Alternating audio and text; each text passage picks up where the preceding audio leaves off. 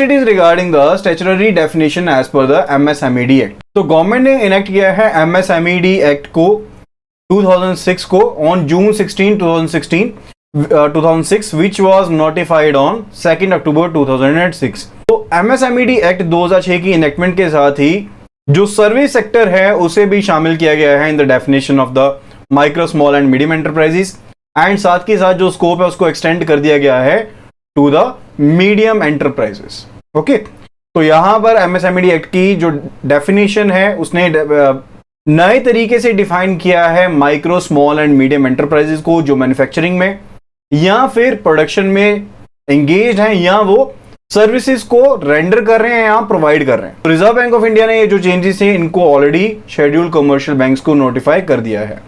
तो definition wise देखें तो जो प्रोविजन है MSMED एक्ट का, इसने माइक्रो स्मॉल मीडियम एंटरप्राइजेस को दो तरह की क्लासेस में डिफाइन किया है. एक है मैन्युफैक्चरिंग एंटरप्राइजेस, दूसरे हैं यहां पर हमारे पास सर्विस एंटरप्राइजेस. तो मैन्युफैक्चरिंग एंटरप्राइजेस की बात करें तो ये वो एंटरप्राइजेस हैं जो मैन्युफैक्चरिंग या फिर प्रोडक्शन ऑफ गुड्स में लगे हुए हैं, जो किसी इंडस्ट्री से स्पेसिफिक हैं, जो first schedule of industries act में शामिल है. उसके रिगार्डिंग किसी भी प्रोडक्ट की जो मैन्युफैक्चरिंग कर रहे हैं, those enterprises are covered in this as per the terms of the investment in plants and machinery. तो ये क्राइटेरिया भी फर्दर अभी चेंज कर दिया गया है, यानी कि जो investment in plant and machinery का क्राइटेरिया था इसे फर्दर यहां पर चेंज कर दिया गया है अभी to the annual turnover criteria. तो एनुअल टर्नओवर क्राइटेरिया के साथ इसे रिप्लेस कर दिया गया है. एंड ऐसा जो चेंजेस किए गए हैं वो इसलिए किए गए ताकि बिजनेस करने की जो चीजें हैं उनको इंकरेज किया जा सके, उनको और आसान बनाया जा सके. तो दूसरी जो क्लासिफिकेशन है that is as per the service enterprises, यानी कि वो एंटरप्राइजेस जो सर्विस को प्रोवाइड करने में या फिर सर्विसेज को रेंडर करने में लगी हुई हैं एंड इनको डिफाइन किया गया है as per the terms of the investment in equipment. And further इनको भी यहां पर अब इन्वेस्टमेंट इन इक्विपमेंट के बदले में कवर किया गया. जो नई डेफिनेशन है MSME की, इनको अब चाहे वो एंटरप्राइज सर्विस रिलेटेड है चाहे मैन्युफैक्चरिंग एंटरप्राइज है, दोनों को कवर किया गया है by the annual turnover criteria. तो पहले जो क्राइटेरिया था अंडर सेक्शन 7 अब उसको चेंज कर दिया गया, उसको मॉडिफाई कर दिया गया है. एंड नए मॉडिफाइड सेक्शन 7 के हिसाब से माइक्रो एंटरप्राइज की डेफिनेशन ये रहेगी कि जहां पर जो इन्वेस्टमेंट है प्लांट एंड मशीनरी में या फिर इक्विपमेंट में, सर्विस के केस में इक्विपमेंट में. तो दो चीजें हैं, एक है इन्वेस्टमेंट के तौर पर एंड दूसरी है टर्नओवर के तौर पर. दोनों को सेटिस्फाई करना जरूरी है. ठीक है, तो पहले हम बात करें रिगार्डिंग द इन्वेस्टमेंट, जिसे हम डिनोट करेंगे आई के साथ यहां पर. तो जहां पर जो इन्वेस्टमेंट है वो प्लांट एंड मशीनरी में या फिर इक्विपमेंट, जो यहां पर इन्वेस्टमेंट है इक्विपमेंट में, वो 1 करोड़ से ज्यादा नहीं होनी चाहिए, यानी कि लेस देन 1 करोड़.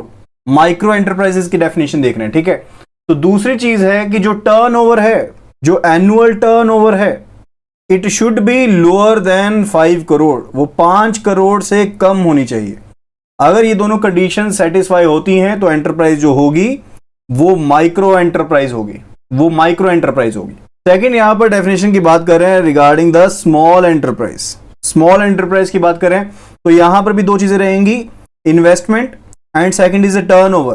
तो जहां पर जो investment in plant and machinery है या फिर इक्विपमेंट में जो इन्वेस्टमेंट है वो ग्रेटर देन 1 करोड़ है या इक्वल टू 1 करोड़ है, नॉट इक्वल टू, एक्चुअली सिर्फ ग्रेटर देन 1 करोड़ आएगा, not equal to, greater than 1 crore है but does not exceed ₹10 crore, लेकिन 10 करोड़ से ज्यादा नहीं होनी चाहिए. तो उसके केस में एंड फर्दर जहां पर एनुअल टर्नओवर जो है that does not exceed 50 crore and जो एनुअल टर्नओवर है वो 50 करोड़ से ज्यादा नहीं है, उसके केस में जो एंटरप्राइज होगी that will be small enterprise. तो माइक्रो में हमारे पास टर्नओवर वाइज देखें तो 5 करोड़ तक थी, लेकिन स्मॉल में जो टर्नओवर की लिमिट है वो 50 करोड़ रुपीस तक है. फर्दर यहां पर मीडियम एंटरप्राइज के लिए देख रहे हैं तो मीडियम एंटरप्राइज के लिए जो आपके पास इन्वेस्टमेंट है प्लांट एंड मशीनरी में या फिर इक्विपमेंट में, that should not be exceeding 50 crore rupees.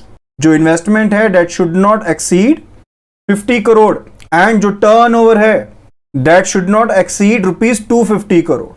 Okay, तो यहां पर जो टर्नओवर है वो 250 करोड़ से ज्यादा नहीं होनी चाहिए. एंड ये जो नोटिफिकेशन है ये 1 जुलाई 2020 से एप्लीकेबल है. ये जो नोटिफिकेशन है ये 1 जुलाई 2020 से एप्लीकेबल है। तो जल्दी से यहां पर रिवाइज कर लेंगे।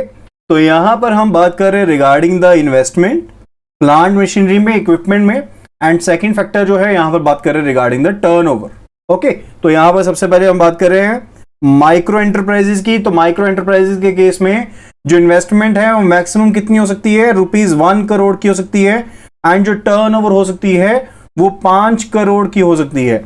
इसी तरह से अगर हम बात करते हैं स्मॉल एंटरप्राइजेस की, तो उसके केस में जो इन्वेस्टमेंट है मैक्सिमम वो हो सकती है ₹10 करोड़ की, एंड जो टर्नओवर है वो मैक्सिमम हो सकती है ₹50 करोड़ की।